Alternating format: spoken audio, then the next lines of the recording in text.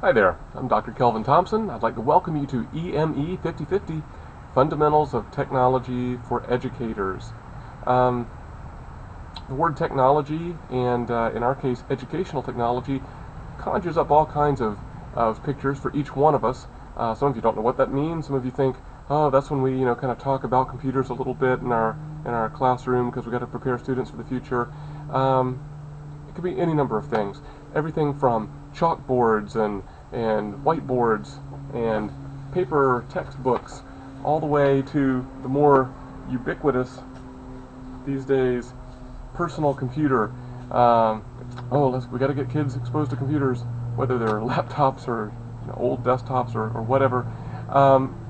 A lot of what we think about with educational technology is determined by what we actually have access to in our classrooms. However, the more connected our schools are, the more there's a great array of resources online, through the web. Whether they're blocked by your school district might be another question, but one battle at a time.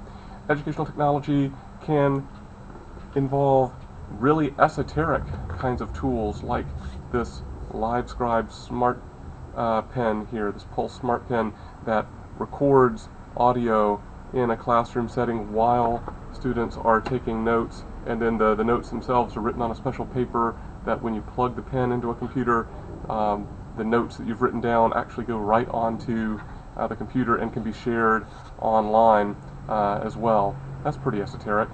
All the way up to things that we think of as personal technologies, but not really learning technologies so much.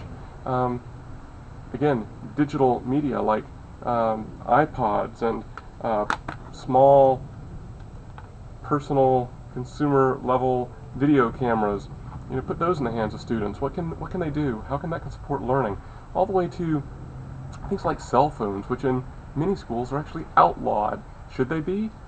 Is this a bad thing, or is it a personal computer? Is it a video camera? Is it a still camera? Is it a digital audio recorder for the scientific method, when students can actually be empowered? How can we use technologies for educational purposes? Whether they're technologies that are in your classrooms, or whether they're technologies that students have access to, technologies that are supplied by grant, technologies that are already online. There's really a wealth of technologies that are possible, and many of them will be talked about in our textbook. Some others I'll supplement with outside readings and links online in our discussion assignments and in the modules. The bottom line to all of this is not technology as other. Technology is over here somewhere. This is about technology as a tool to help you meet your learning goals for your students.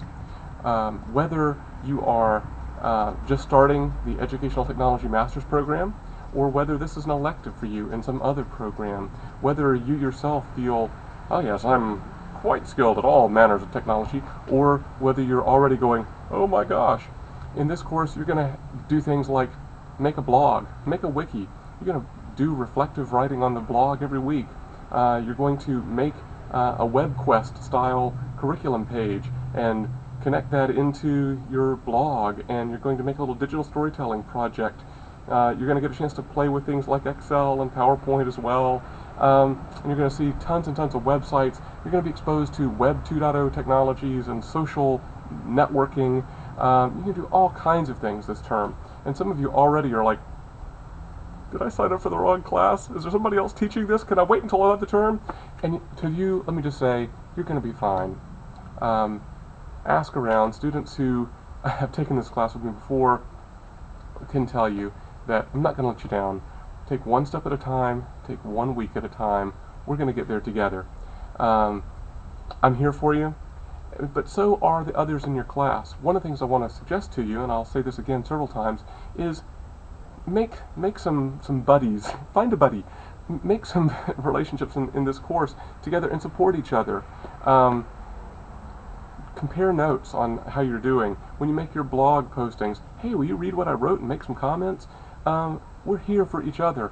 If you've read my own bio, you know that I'm a big believer in social learning theory and social constructivism, and part of what that means is it's about learning as an enterprise. It's really about connecting people. It's about these relationships that we have. Part of my relationship here with you is to support you and get you to where you need to be. But we're all in this together. This is not a solo enterprise. This is not a correspondence course. You're not going to phone it in. You're not going to do your work privately and turn it in and that's all there is to it.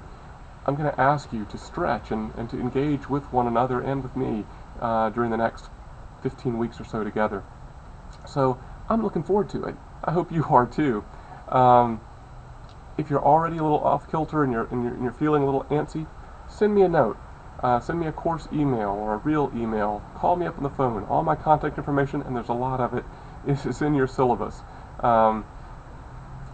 Really, metaphorically and in actuality, my door is always open. Whether you live nearby or whether you're just states and states away or on the other side of the planet, I am available to talk to you and let you know that it's going to be okay. And that goes throughout the entire course. If you have questions, if things aren't clear in a particular week with an assignment, ask. If you're less than 100% perfectly clear on what to do, ask. If you're overwhelmed, talk to me. If you turned in an assignment and you're a little bit like, whoa, what's up with that grade? I thought I did really well. Ask. I'm a big believer on knock and you'll find the door opening to you. So I'm here for you. Really, and it's going to be a great time together. I'm looking forward to getting to know each and every one of you, and it's always a fun ride. It's unique. Every group of people brings something special to it, and I'm looking forward to this term with you. And so, all I will say is, as I do week in and week out in my little audio recordings, which you'll get used to hearing soon, I'll see you online.